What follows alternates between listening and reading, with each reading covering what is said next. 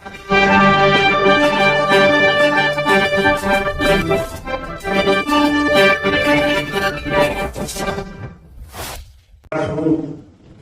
महाकुंभ की से जुड़े हुए छोटी छोटी जानकारियों का एक ऐसा अनूठा संकलन है जो आने वाली पीढ़ियों को अपनी संस्कृति, इतिहास और आध्यात्मिक विरासत से जोड़े का कार्य करेगी।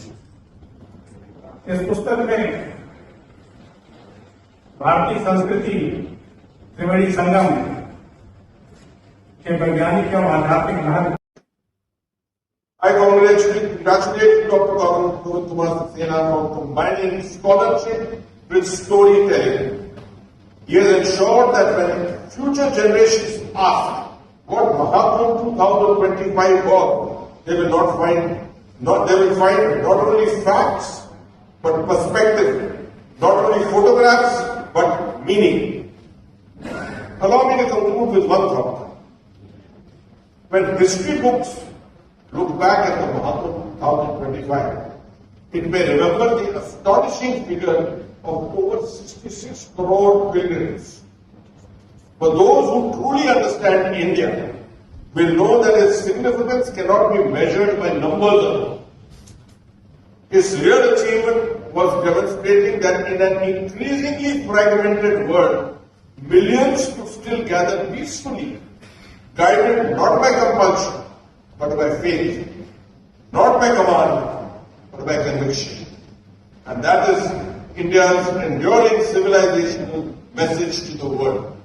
At the end, I wish to compliment you once again, Dr. Saxena. I also wish to compliment you on the excellent film which was projected for us just now. Because I think this film, simultaneously seen with your book, is a great combination put together. The most important aspect of this entire event here today is that you have brought together eminent people to tell them a good story.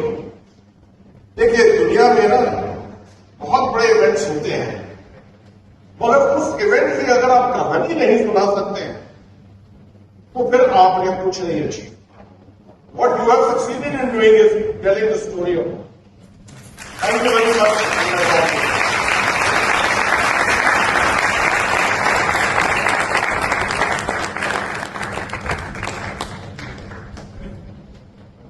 Thank you, sir, for the deep personal.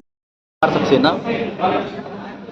Mahakumbh 2025 श्रद्धालु 66 करोड़ के पार का लेखक हूँ। मैं प्रयागराज से आया हूँ।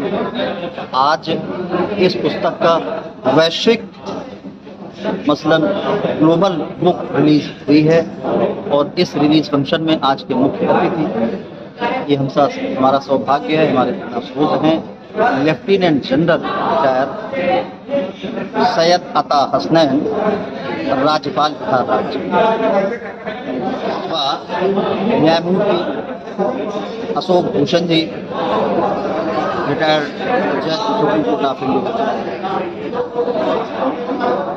Justice Sanjay Kumar Singh, sitting जज पटना हाई कोर्ट, रतन मनी लाल, x editor Hindustan times, Ashok जी महाराज, अनंत श्री, और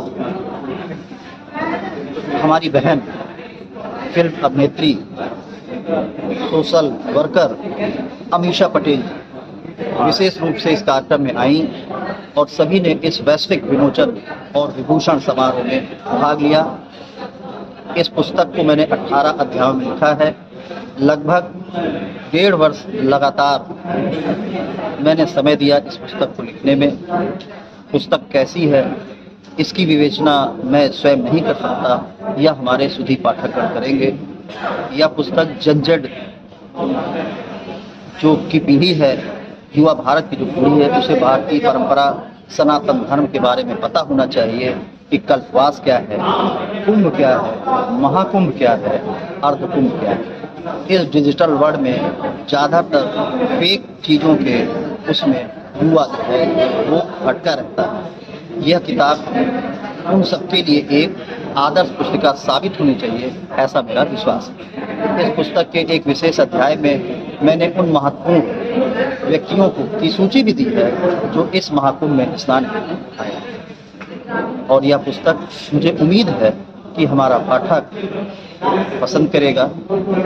और मेरी उपलब्धता ये है कि आप सभी लोग आए, माननीय राज्यपाल बिहार राज्य आए, जजेस आए, उन्होंने इतना बहुमूल्य समय दिया कि मेरे पास शब्द नहीं है आभार व्यक्त करने का।